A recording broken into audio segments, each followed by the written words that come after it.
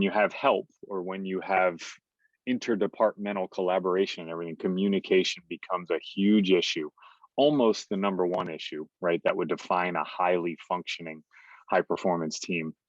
And a lot of that is meetings, right? And that's where I'm going with kind of that introduction, where a lot can get done. If you have an effective meeting structure, you can accomplish a lot in terms of collaboration. And it doesn't always have to be a formal meeting setting. Sometimes it's informal. Let's grab coffee, let's talk, let's meet in a hallway for a minute or two just to review a case that maybe we didn't get a chance to talk to in the set time meeting.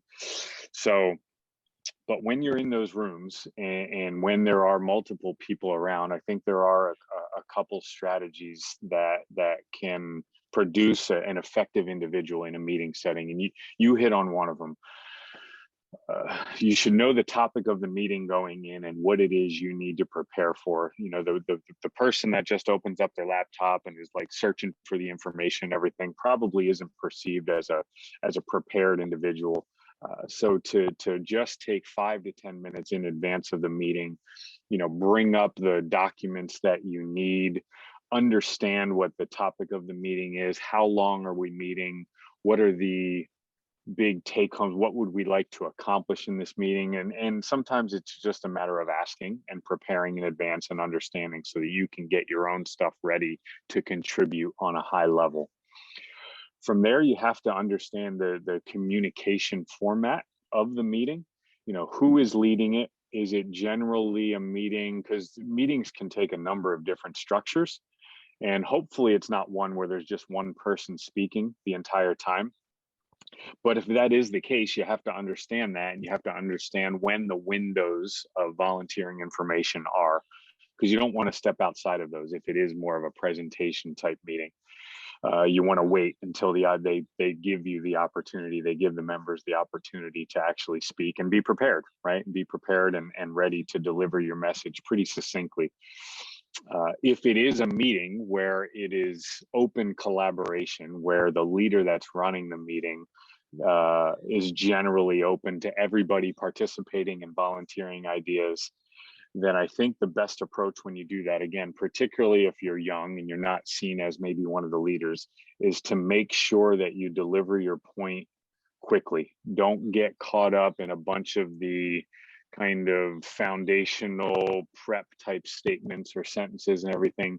Lead with your point and then deliver the support information afterward, because you may not get minutes, right? A long amount of time to communicate your point. So I think a really good strategy in meetings is start off answering the question, start off delivering the biggest point that you're trying to make, and then add in the support information. And when people do that, they know that you're a person that answers questions, that wants to answer the topic, right? And wants to address the topic. And then that gives them a chance to ask follow-up questions for any areas that they may be unclear on. So I think that's a good strategy in terms of communication.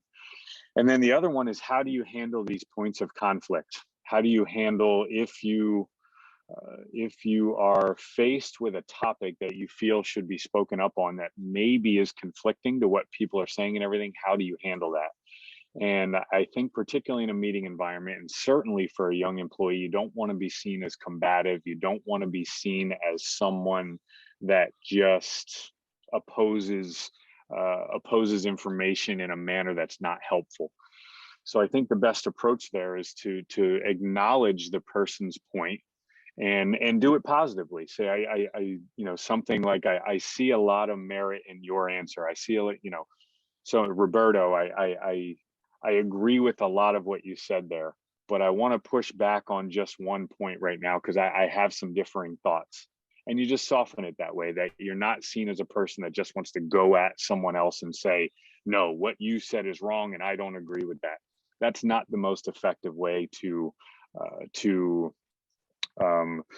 when there is conflicting opinion, to deliver that message, because there probably is merit in what they said. It's probably, many times that you won't disagree with everything they said, but you acknowledge that there is some things that you agree with in what they said. You just don't agree with all of it.